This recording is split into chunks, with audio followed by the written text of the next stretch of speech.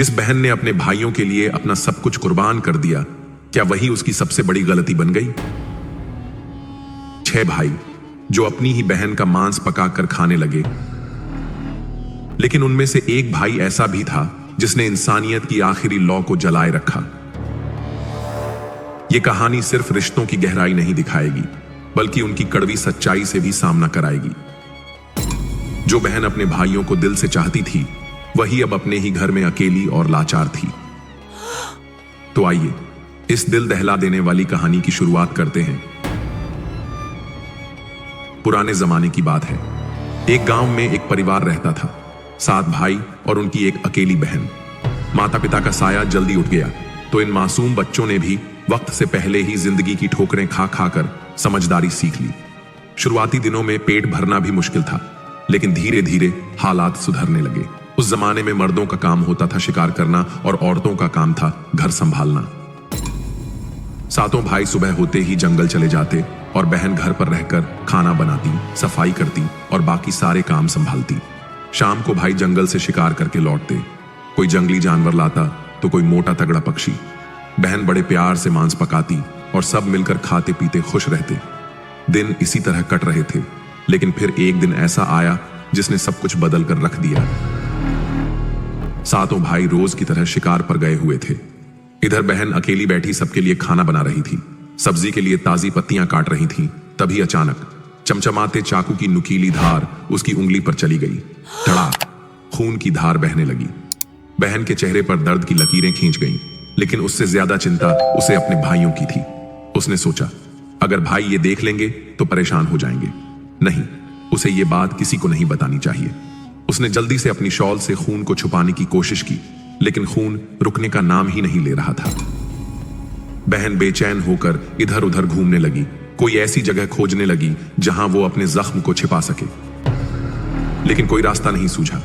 आखिरकार जब कोई और चारा नहीं बचा, तो उसने वही पत्तियां खा ली जिनसे वह सब्जी बनाने वाली थी। शाम हुई, भाई लौट आए।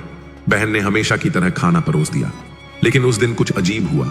भाइयों को साग का स्वाद इतना लाजवाब लगा कि वे उंगलियां चाटते रह गए। अरे वाह, आज का खाना तो मजेदार बना है, एक भाई बोला। बहन, तूने आज क्या खास डाला इसमें? दूसरा बोला। बहन बस मुस्कुरा दी। भाइयों की खुशी देखकर वह भी खुश थी। रात हुई, सब सो गए, लेकिन इस तारीफ ने अनजाने में एक ऐसा खेल शुरू कर दिया जो आने वाले दिनों में इस बहन की पूरी दुनिया ही उजाड़ देने वाला था। जंगल में शिकार की तलाश करते करते जब भाई थक गए, तो वे एक घने पेड़ की छांव में जा बैठे। गर्मी से बेहाल शरीर को ठंडी हवा का स्पर्श मिला तो थकान कुछ कम हुई। बातें शुरू हुईं और बातों बातों में रात के खाने का जिक्र छिड़ गया। भैया, कल रात के साग का स्वाद तो आज तक नहीं भूला। सच कहूं तो ऐसा स्वादिष्ट खाना मैंने पहले कभी नहीं खाया। अरे हां, हमें बहन से पूछना चाहिए कि उसने उसमें कौन सा जादू डाला था। बस फैसला हो गया, आज रात बहन से जरूर पूछा जाएगा कि उस लाजवाब साग में आखिर ऐसा क्या था जो जुबान से उतर ही नहीं रहा। शाम को जब भाई शिकार से लौटे, तो सबने बहन की फिर से तारीफों के पुल बांध दिए। फिर बड़े भाई ने मुस्कुराकर कहा, प्यारी बहन, कल के साग में ऐसा क्या डाला था, हमें भी तो पता चले। बहन चुप हो गई। दिल में उथल पुथल मच गई। अगर भाइयों को सच पता चला तो वे बहुत दुखी होंगे। उसने जल्दी से जवाब दिया, कुछ नहीं, बस वही रोज वाली पत्तियां। बड़े भाई ने गहरी नजरों से देखा। झूठ मत बोलो बहन, हमें सच जानना ही है। 6 भाई भी सवालिया नजरों से उसकी तरफ देखने लगे। बहन की आंखों में पानी आ गया। वह चाहकर भी इस प्यार भरे दबाव के आगे टिक नहीं पाई और धीरे से सच्चाई बयां कर दी।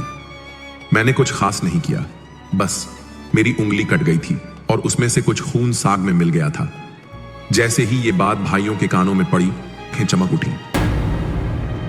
पर यह चमक किसी प्यार या चिंता की नहीं थी, यह किसी और ही भावना से भरी थी। भाइयों के मन में एक अजीब सा विचार आने लगा, अगर खून की कुछ बूंदें ही इतना स्वादिष्ट हैं, तो पूरा शरीर कितना स्वादिष्ट होगा।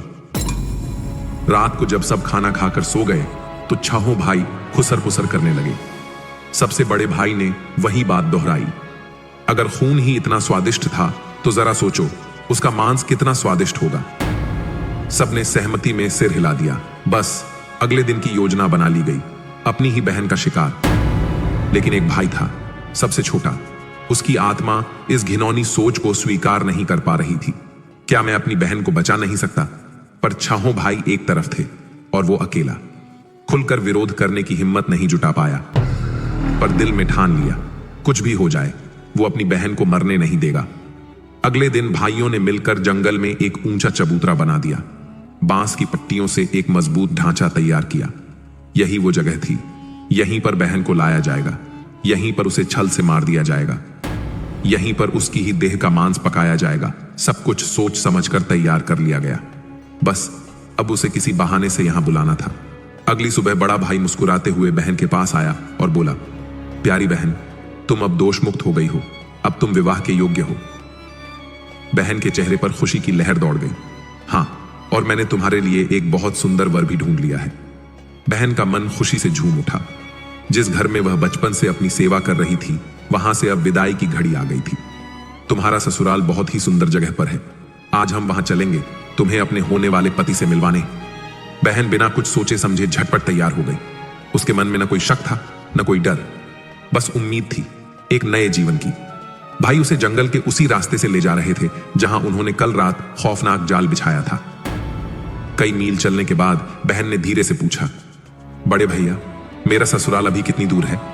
बड़े भाई ने हंसते हुए दूर की पहाड़ी की ओर इशारा किया। बस वहां जहां वो ऊंचा चबूतरा दिख रहा है, वहीं तुम रानी बनोगी।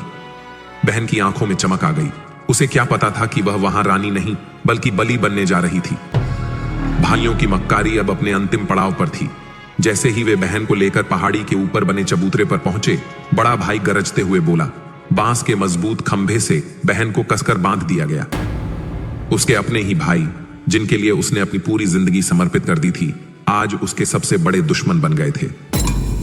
वह असहाय थी, वह चीखना चाहती थी, वह भागना चाहती थी, पर उसकी चीखें अब किसी के दिल को नहीं पिघला सकती थीं।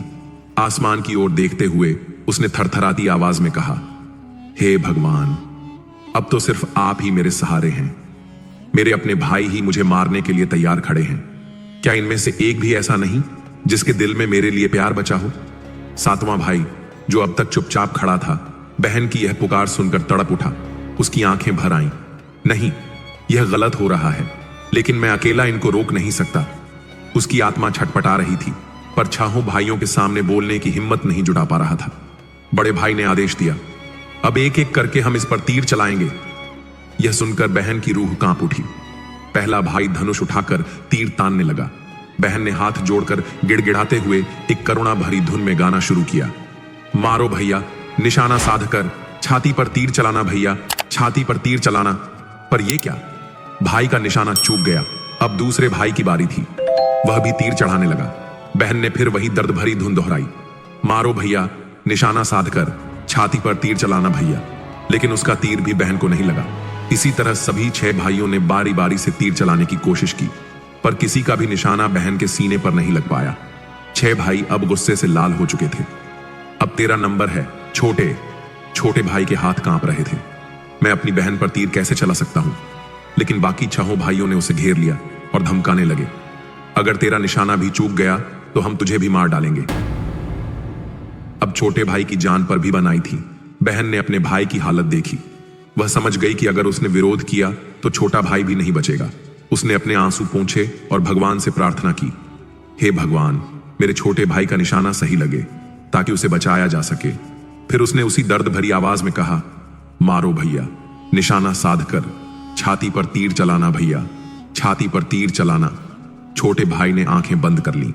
उसने कांपते हाथों से तीर छोड़ा और यह सीधे बहन के दिल को चीर गया। बड़े भाई ने हुक्म दिया, छोटे, जंगल से लकड़ियां और पानी ले आ। छोटा भाई जैसे तैसे लकड़ियां और पानी ले आया, लेकिन उसने साथ में मछलियां और केकड़े भी पकड़ लिए। मैं अपनी बहन का मांस नहीं खा सकता, लेकिन अगर मैंने मना किया तो भाई मुझे मार डालेंगे। जब खाना पकने लगा तो उसने चुपके से मछलियां और केकड़े आग में डाल दिए।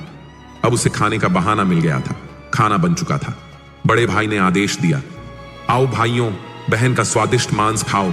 केले के पत्ते बिछाए गए, चावल और मांस परोसा गया।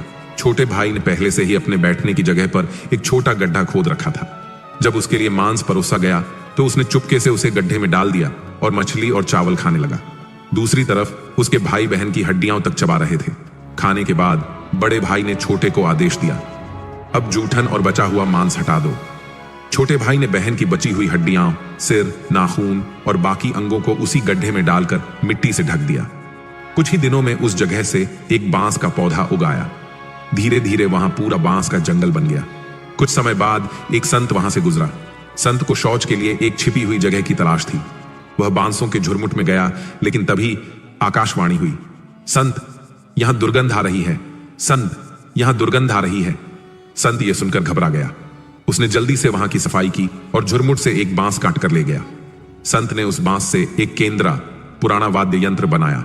अब वह पूरे गांव में घूम घूम कर इसे बजाता और भीख मांगता। लेकिन इस केंद्रा की आवाज आम नहीं थी। एक दिन संत 7 भाइयों के घर पहुंचा। उस समय तक 6 भाई शादी कर चुके थे, सिर्फ 7वां भाई अविवाहित था। जैसे ही संत बड़े भाई के दरवाजे पर पहुंचा और केंद्रा बजाई तो, नहीं, मत बजा केंद्रा, यह घर दुश्मन का है, यहां मत बजा केंद्रा, यह घर पापियों का है, यहां मत बजा केंद्रा। बड़े भाई के माथे पर पसीना आ गया। उसने तुरंत अपनी पत्नी से कहा, जल्दी इसे भीख देकर भेज दो। लेकिन यह कहानी यहीं खत्म नहीं हुई। संत जब दूसरे भाई के घर पहुंचा तो वही हुआ। फिर तीसरे, चौथे, 5वें और 6ठे भाई के घर भी केंद्रा वही गीत गाने लगी। अब भाई डरने लगे थे। अब तक 6 भाई डर चुके थे। हर घर में वही गीत गूंजा था। उनकी पोल खुलने वाली थी। अब संत 7वें भाई के घर पहुंचा।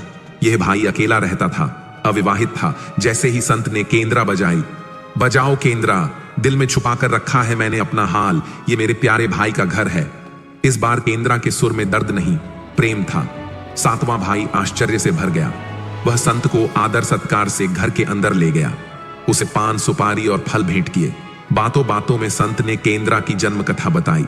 जब 7वें भाई को पता चला कि यह उसी जगह के बांस से बनी है जहां उसने बहन की हड्डियां दफनाई थीं, तो उसका हृदय भर आया। वह बोला, हे संत, कृपा करके यह केंद्रा मुझे दे दीजिए।